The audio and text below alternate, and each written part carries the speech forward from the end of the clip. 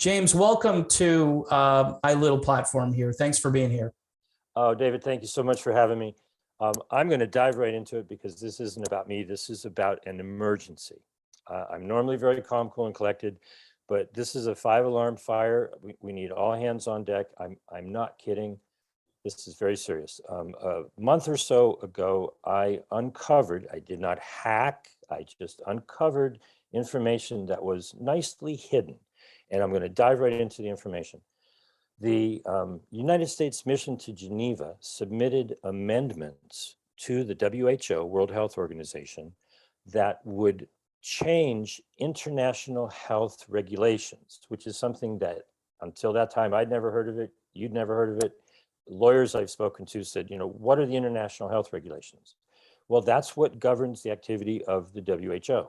Now, the reason why they did that in January is that in the regulations, when you want to make an amendment, it has to be given 4 months in advance of the World Health Assembly, which is scheduled for May 22nd to the 28th. So all of our delegates from 194 countries around the world are going to be meeting in Geneva, Switzerland, May 22nd to the 28th. And it's on the agenda that they will be voting to either approve or reject a slew of amendments to 13 of the articles that are in the international health regulations. David, have you seen this? Have you heard about this? Not in this detail. No, I think the only reason I've heard a little bit about this is because I saw you on another show in which this certainly got me concerned and got me very worried. So please explain in layman's terms what this might mean for the United States. You should be shocked, you should be frightened, you should be angry. I don't like to play with people's emotions, so feel what you want to feel about this, but once you learn what this is, and I'm going to try to explain it. Okay. It's mind-bending, there's tons of information, and the core of it goes back to China, and you'll do a better Trump impression of China, okay? One of the arguments that happened, or at least, whatever it is we think we know happened in Wuhan in 2020, the WHO seems to be of the mindset that none of what came afterwards would have happened if they had only been given the power to unilaterally declare an emergency and override the Chinese opposition. So what happened back in 2020? There's many things that happened, but something that we know is that they got wind that there was a problem and they went to China to investigate. They didn't get cooperation, so they went away. They came back again. They decided that, yes, this is an emergency. The WHO sent up the alarm, and you know everything that happened after that. They seem to believe, the WHO seems to believe, that if they had just had the legal authority to say, China, we don't care what you think. We're saying it's an emergency. We're going to lock everybody down. We're going to take over. We're stepping in. Then none of the next 2 years would have happened. Forget about ivermectin and hydroxychloroquine and vaccines and all that sort of stuff. I said that magic word. I don't normally say that. I say biological injections. They want to grab power. And the amendments, for those who are detail-oriented, they're changing Article 12, Section 2, and it essentially wipes out 194 nations' sovereignty to decide whether or not, they allow into an international organization to step in and take over. Do you have a question? Can you just repeat that part about how many nations again, just for the audience to hear it again?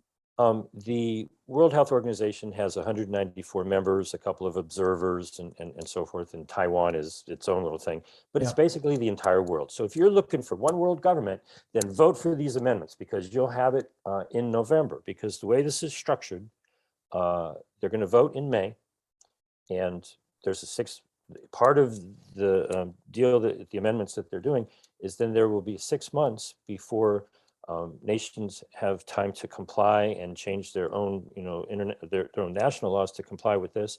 And in November, you've got your one world government. If you don't get up off your butt right now and go to where you can get all of the information. A friend of mine, and I'm going to try to do her justice. Rima, this is for you. We were talking about it, and she said, you know, they're trying to steal our sovereignty. They're trying to take away our rights to decide what happens, you know, on our own land. And her sort of catchphrase is, don't you dare. Now, there's a finger in there that is appropriate, but she uses all three, Yeah. right? And so that triggered something in my head. So all of the information that anybody needs to know is on don'tyoudare.info. My name is James Roguski. My phone number is 310, look at that, 310-619-3055. We have less than 4 weeks to wake up the world and alert them to the fact that not just the United States, every country in the world's sovereignty is going to be given away to the WHO. And there's a 6-month period in November. You have a choice. You can sit on your butt and do nothing. Yeah. And you got your one world government in November. Or you can get up off your ass, get informed, spread the word, take action. If you have a question, give me a phone call. James Roguski, 310-619-3055. Don't you dare.info. David, if you're an activist and you remember, David, I don't mean to put you on the spot. We didn't talk about this. Right. If I say TPP, what comes to mind? Trans-Pacific Partnership. 95% of people say, what? There's a shortage of toilet paper again? Oh, shit. These amendments to the international health regulations are the TPP rising from the grave, having morphed into something different. The TPP, you know, you're showing your cred. Yep.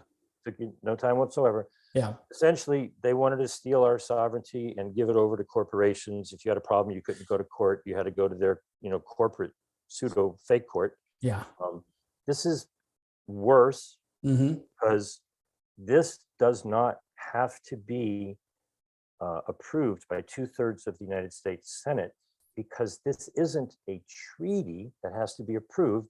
And there's all kinds of talk about a pandemic treaty. That is a skillfully crafted distraction. I can talk to people about the pandemic treaty, but I won't until June, because until June, that's just a distraction. These are amendments to a treaty that our buddy George W. Bush allowed us to get into in 2005. And I'm being facetious. Yeah. We're just amending a treaty that we're already part of. It's not going to go through the Senate. Ideally, you know, they were hoping, and I just got put here by some force that is looking kindly on me. I was researching as I do, and I found a document that was supposed to be hidden.